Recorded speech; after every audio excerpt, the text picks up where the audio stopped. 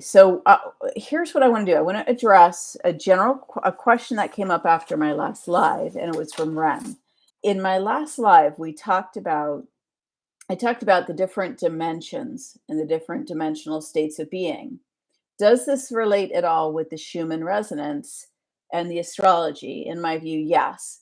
In general, I see the Schumann resonance and astrology as a concept as fourth dimensional energies. They involve third dimensional aspects, right? Because in my view, humans are important to the human resonance. We are 3D beings, but we have a non physical capability in terms of brain waves, in terms of our telepathy, in terms of the clairs, clairsentience, clairvoyance, etc. And those are things that are part of what I would describe and define as the fourth dimension. You know what I'm going to do? I'm going to put an article in here that I wrote on the fourth dimension, and I defined it. All right, so I'm going to put this in here. This is an article on the fourth dimension, and in here I define the fourth dimension, okay, in a very easy to understand way. So the fourth dimension, in my view, is also what we call the astral. The astral is the part of the fourth dimension that we humans can engage in. Um, so the fourth dimension, a good way to explain it, in my view, is that it's the non-physical closest to the human body. Okay. So our thoughts, right? They're non-physical. Our emotions, they essentially are non-physical. Um, any telepathy or information exchange, some of that is fourth dimension between from person to person or from person to the group. Our dreams, many of them are fourth dimensional, the non-physical closest to the human experience. But there exists worlds, essentially realms in the fourth dimension, in the astral. What these realms are many of it is many of them, much of it is actually just like being in the third dimension.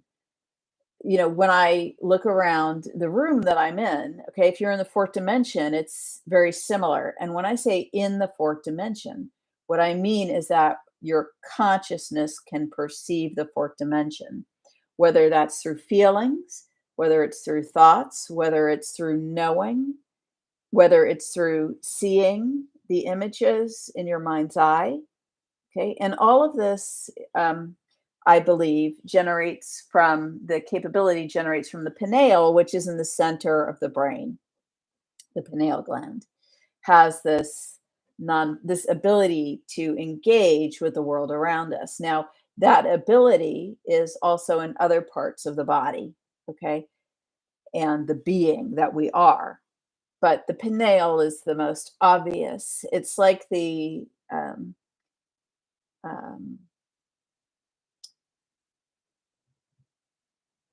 the organizer of information, the place from which you can perceive, you experience information.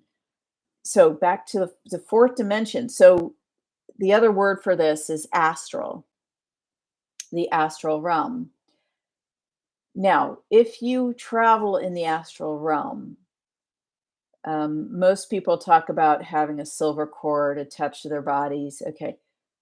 I really didn't do a formal process of learning that.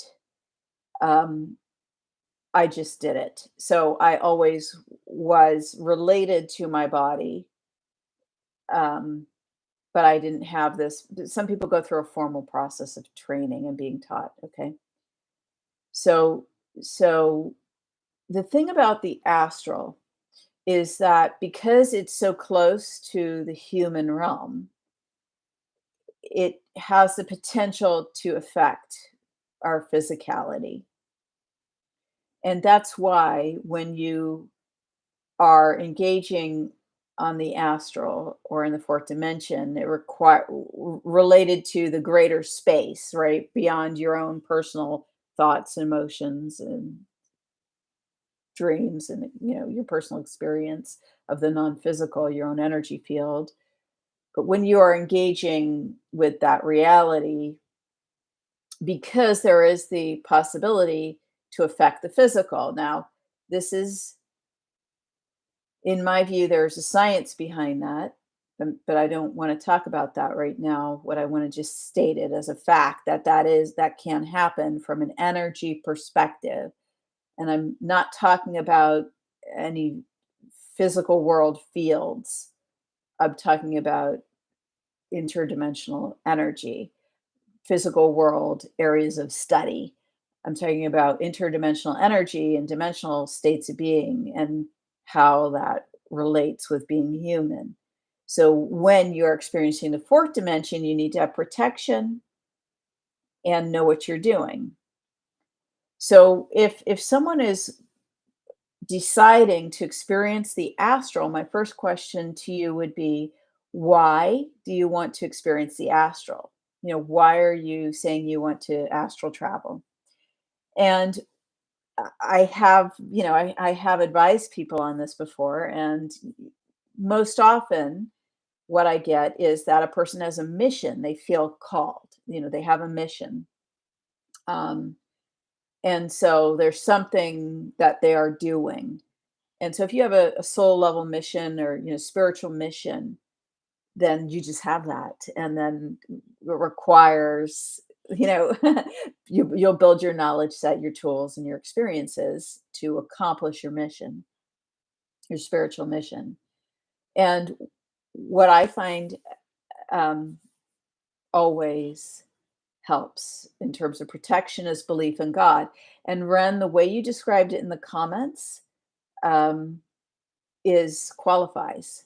Okay, so it's even a request, a heart level request, a soul level request, a request at the level of your being that I'm asking for divine for help from my divine source.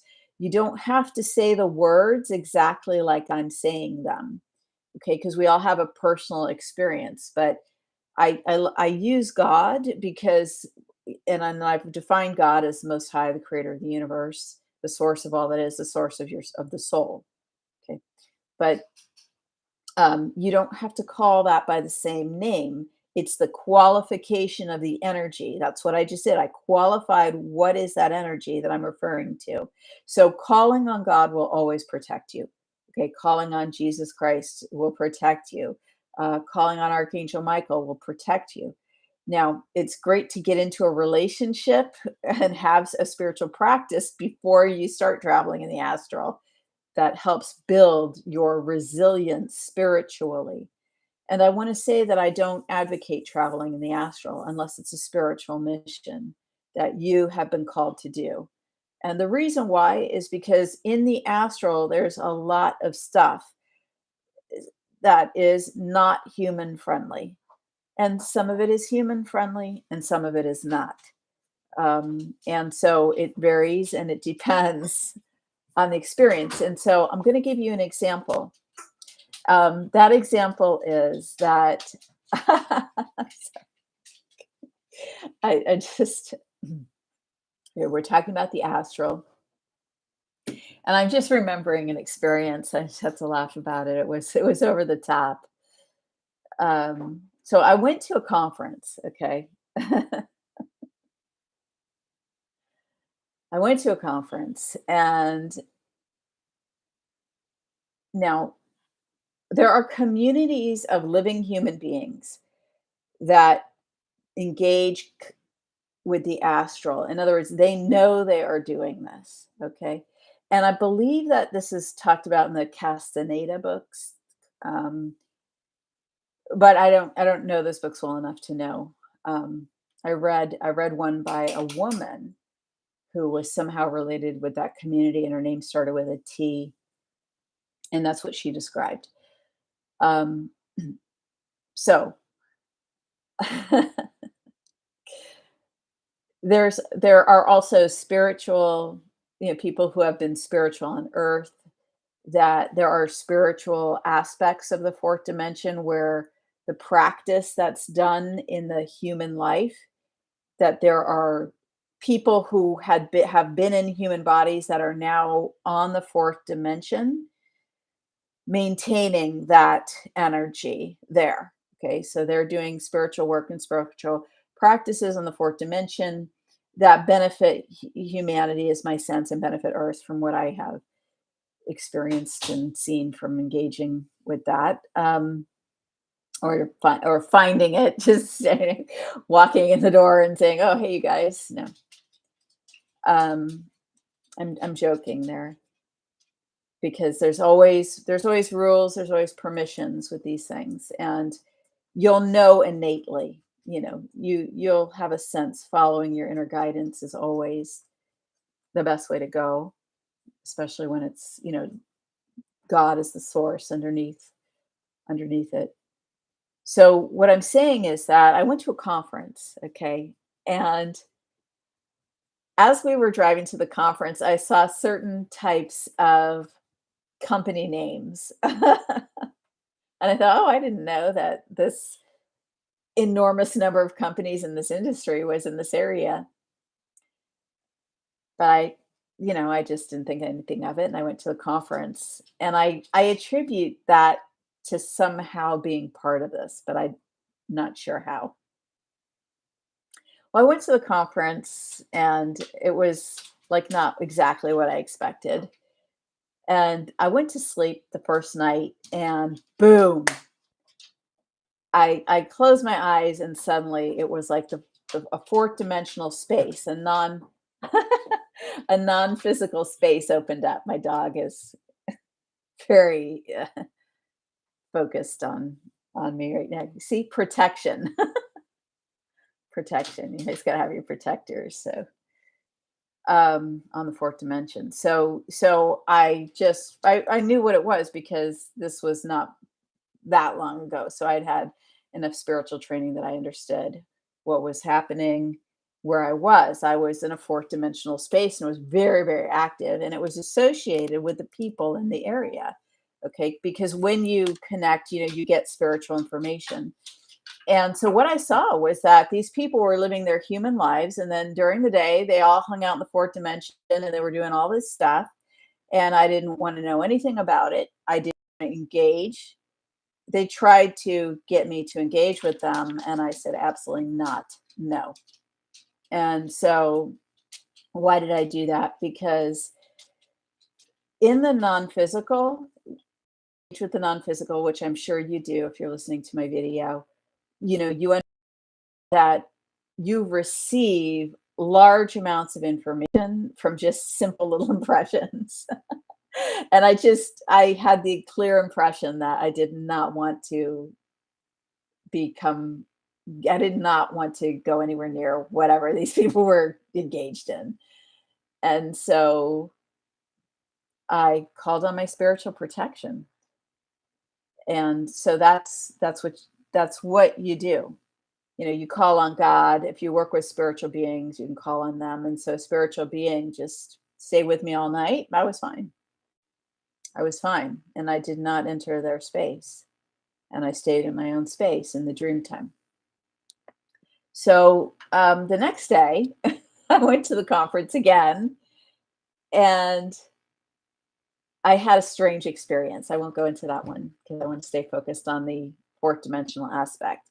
But let me just say that there was obviously a technology in use during the conference, and I could feel that it was affecting me. And again, in the physical, someone strange approached me, and I thought, you know what? I'm done. I've had enough. There's not enough good information being presented here for me to put up with all of this. So, no. Okay. I don't want your free this. I don't want your free that. I don't want your fourth dimensional energy. I don't want any engagement with whatever this technology is that is in use by whoever. I don't know. And so I left. I just left. And it was funny because that night I went out to go get some food. And the hotel had a bar or restaurant, and I was sitting there, and I was looking around me, and it was so funny because I thought, wow, the energy in the bar restaurant was so much like what their fourth dimensional space was in this location. I mean, this is how this group of people chooses to live. And so I don't have a judgment over it. They seem to all be having a very good time with each other. And I just didn't want to have any part of it. I wasn't part of their tribe, I wasn't part of their group. Um, and, you know, uh, when you're not part of the group, the experience, I did not sense that it would be very fun at all, even though they seemed to be having a good time. It was not what I would consider a good time. So this is what I want to emphasize. If you're going, if you're traveling on the astral, that usually it's spiritually mission based. Um, I would not recommend going to do astral travel for fun or intellectual curiosity. I just would not recommend that. Um, Always bring protection, and if something happens, call on God or one of the spiritual beings that you work with to protect you. Um, and bring in your higher self. Your higher self can protect you. Your own soul can protect you. Okay. So um, now, what I want to say is there's more than one way to experience the non physical. The astral is simply one plane of energy. And I'm going to draw this, and hopefully nothing's going to cut out here. Because last time I tried to start to explain this, it cut out. So, this is the normal way of perceiving the normal way. This is the usual way of talking about dimensions. Okay. So people who are, doing spiritual work, spiritual study, even physics study, they're talking about second, third, fourth, fifth, and then higher than the fifth dimension. And there's usually a lot of linearity to the discussion of the concepts, right? And so I know in the light worker community and spiritual communities, a lot of times people are talking about, oh, well, we're moving from the third to the fourth. We're moving from the fourth to the fifth. We're moving from the fifth to the sixth, or whatever it is. Um, and yes, that is, a way of explaining and describing this. What is the control mechanism for moving from one dimensional state to another? It's an inner capability within you that you have. Okay. So, how did I know when I was at the conference? How did I know that I was on the fourth dimension? The fourth dimension feels different than a third dimensional experience, and it feels different than a fifth dimensional experience. It feels different in terms of how my mind or my knowing perceives. It feels different in terms of my emotions, and my energetic state of being engages with that dimensional state differently. And then within a dimension, there's layers.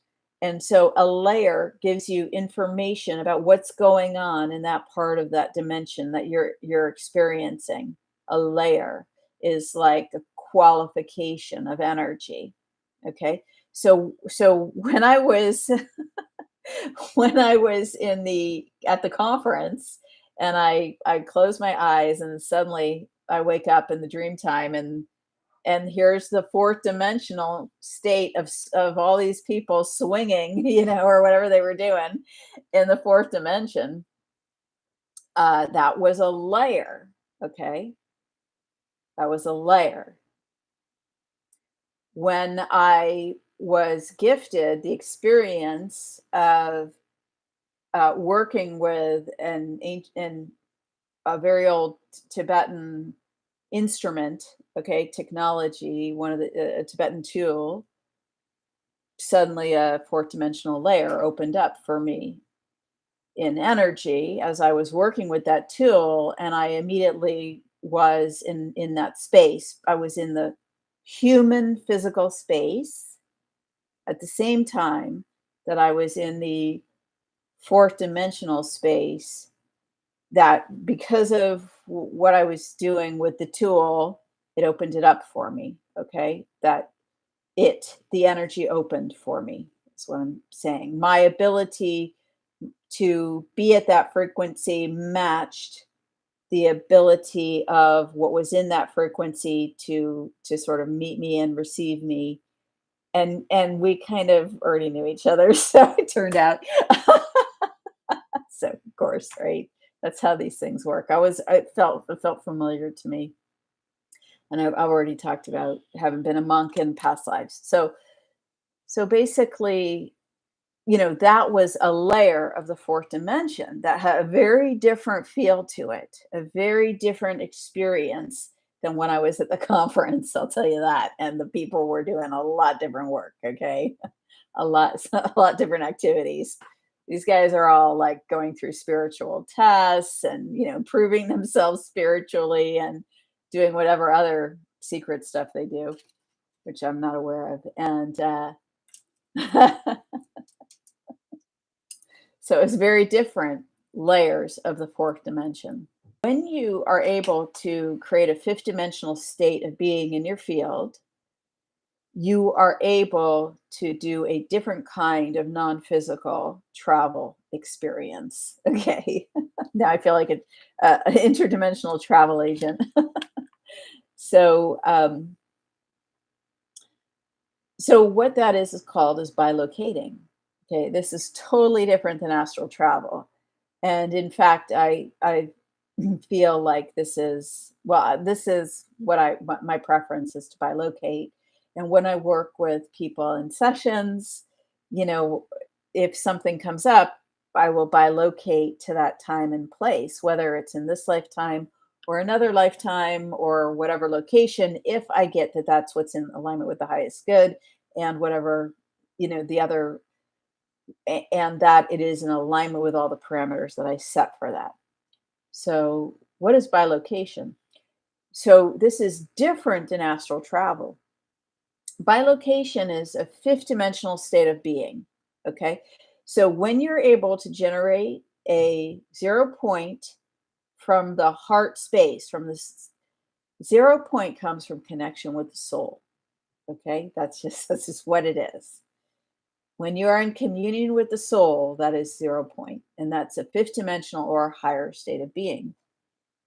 It's a state of wholeness in the field. And someone commented about integrating the shadow. Yes. Okay. The shadow is fully integrated in that state of being. So when I work with people and we're doing healing, and I tend to get people who have energy skills that I do sessions with, what I will walk them through or teach them is to just step into their, just have their own light body be present, and that's the fifth dimensional state of being. Okay, so when you're in your light body, which to me looks like a golden form, but it can also look like a person wearing clothes, which is really super shiny and, happy and like glad to see you and just, beautiful, incredibly beautiful and joyful and loving. I mean, it's just, just so beautiful. The light body, a person in light body, so beautiful because it's a state of wholeness. And that's something that we tend to long for because it feels like the love that we've been missing for so long, that we've wanted our whole lives. What is that? It's a reunion with God. It's a reunion with our own soul. That's what we've been longing for from the moment of birth, is to reunite, with the greater whole of who we are. And once I finally realized that, I was like, wow, yeah, I finally understood that I love that one day I will fully reunite, be there, and I'm there already, right? Because we're in all moment. There's no time. We're in all our, everything is happening with no time at the same time. Some people say that's a possibly a good way of thinking of it. But but once I realized that I'm actually already there, what that did was it helped me to just say, well, now I'm going to have the adventure of what do I want to do in this human form. I miss 9/11, I got to miss 9/11 because I was given the option from my soul. Now what am I going to do with life? I just completely ended everything I had done before. And that wasn't easy. Um and I felt like I, gave something up or whatever. I don't know. I was fine. I was fine with doing it. I don't know. Somehow, I guess my state, my maybe my soul, maybe my guidance somehow made it easier for me to make that transition. But what I ended up doing, I always thought, I wonder what I'm going to end up doing. And what I ended up doing was the spiritual work to learn these concepts because I'd always played with energy, even as a child. I'd always been introduced to it from childhood. I traveled on the fourth dimension when I was very young. So, you know, that should come with a warning label. But, I just, if that happens, it's because you have protection. Like you came in with that, you're protected. Um, yeah. And so here's the thing, when you are able to sort of have that meditative state of centeredness, that prayerful state of connectedness with God when you're praying, that energetic state, if you do energy work or you're a light worker, of 0 point in the heart, and if you're able to generate it, you know what I mean. The state of being of your field shifts. You experience a different dimensional state. Now, if you do not experience that, the best way to describe it is like this. Have you ever gone from being, sad to happy? Your state of being shifts when you shift emotions. You're happy and you learn some information that makes you angry. Now you've shifted and you don't think of it that you're shifting dimensionally, but actually you are shifting within layers of the third and the fourth dimension in that case, because we're talking about thoughts, emotions, and the body and energy, right? So that's all 3 and 4D. So now, when you can maintain a fifth dimensional state of being for, any length of time, what you'll find is that you'll see that you have a light body. And my light body can just be right here, right next to me. And I experience it, I see it, I feel it. And now I can close my eyes and I can do work in the non-physical if I'm called to do that. Here's the thing. When you're doing energy work at this level, it's all guided by the divine. It's guided from the impulse of your own soul, and that's how it works. And so when you are willing to completely align with divine's will for you, with divine guidance for you, that's that brings with it the ability to operate your light body, to experience both light body and the physical body at the same time. Why is that? It's interesting because you might notice that the word submit is like everywhere. So every time you do anything on the computer, it always says submit, submit, submit, submit, submit. You always have to push that button. And so what I have done is I've just said, I do not consent to submission to whatever this button truly means, and everything that comes with this button. What I choose is to send my information without any energetic attachments or agreements. I'm filling out this form, I'm sending the information, and that is all.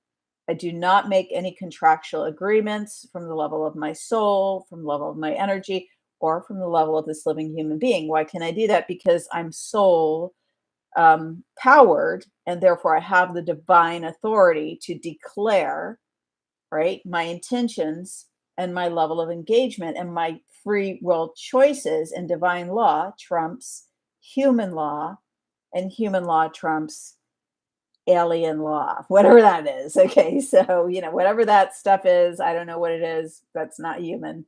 But sometimes there's stuff that goes on that just is like, how could humans do that? Because that's not human, is usually the answer.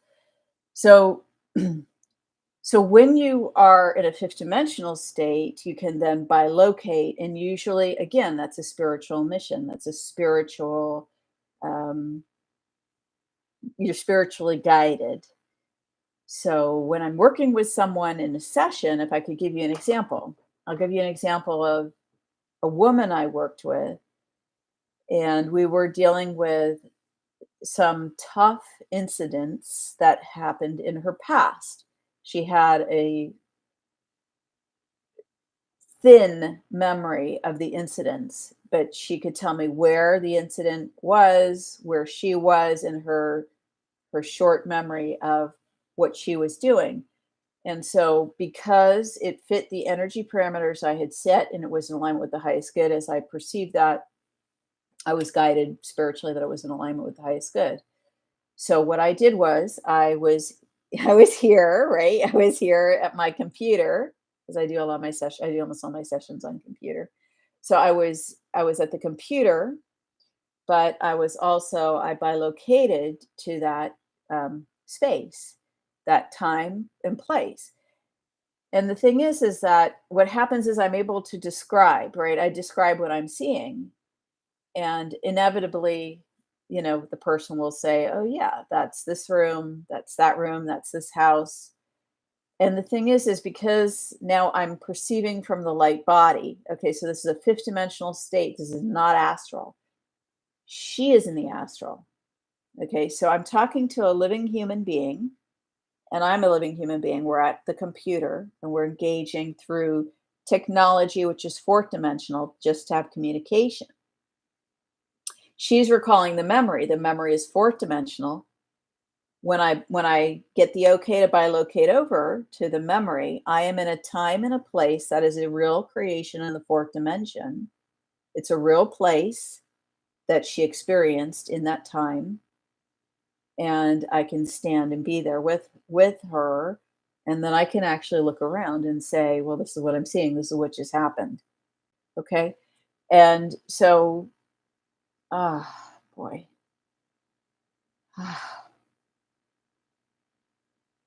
Yeah. And so what we can do from these places is recover lost parts of the soul, you know, and bring them home.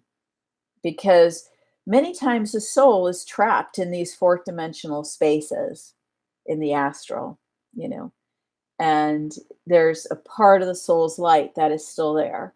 And usually when the soul's light is still there, enlivening the memory, enlivening the being that in this example that she was at that time and age, um, there's a reason, there's something to be learned, there's information to be gained that's important for the human being. And so the soul keeps that area enlivened in time and space. I'm putting quotes because it's really a fourth dimensional space.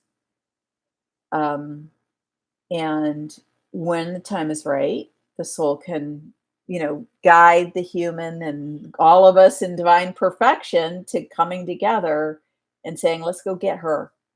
Let's go get her and bring her home. you know, so, so that happened. So now when that happens, okay, once the soul energy withdraws, assuming there's no other soul energy enlivening the space, and if there is, that can be handled by someone who understands how to do these things, and spiritually, if you're doing this, you'll be spiritually guided. Um, uh, um, I like to consult with Archangel Michael on these things because he is the Archangel of Divine Will. He embodies Divine Will, and I choose and I wish to align with Divine Will, especially doing this kind of work. I mean, especially like, why would it be, in any moment, why would I choose to more align with Divine Will or less? And that in moments of unconsciousness, it would be less, right? Once I've made the choice that I wish to be in alignment with divine will. But he is a great spiritual being to work with and a brother. So I'm not advocating anything in particular or any religion to anyone, but I do love working with him. And I was introduced to him by others. And so I'm introducing him to you now, but many of you probably already know him because I tend to get Michael people when I when I talk to people.